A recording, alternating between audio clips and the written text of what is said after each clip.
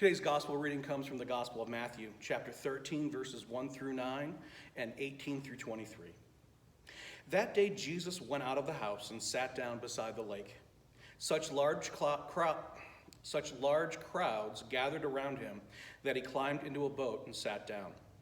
The whole crowd was standing on the shore. He said many things to them in parables. A farmer went out to scatter seed. As he was scattering seed, some fell on the path, and the birds came and ate it. Other seed fell on rocky ground where the soil was shallow. They sprouted up immediately because the soil wasn't deep. But when the sun came up, it scorched the plants, and they dried up because they had no roots. Other seed fell among thorny plants. The thorny plants grew and choked them. Other seed fell on good soil and bore fruit. In one case, a yield of 100 to 1. In another case, a yield of 60 to 1. And in another case, a yield of 30 to 1. Everyone who has ears should pay attention.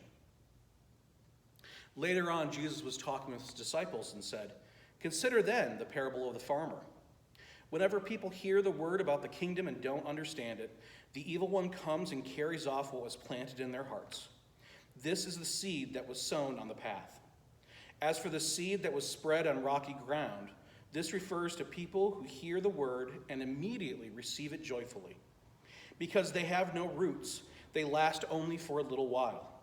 When they experience distress or abuse because of the word, they immediately fall away. As for the seed that was spread among thorny plants, this refers to those who hear the word, but the worries of this life and the false appeal of wealth choke the word, and it bears no fruit. As for what was planted on good soil, this refers to those who hear and understand and bear fruit and produce. In one case, a yield of 100 to 1. In another case, a yield of 60 to 1. And in another case, a yield of 30 to 1. The word of God for the people of God. Thanks be to God.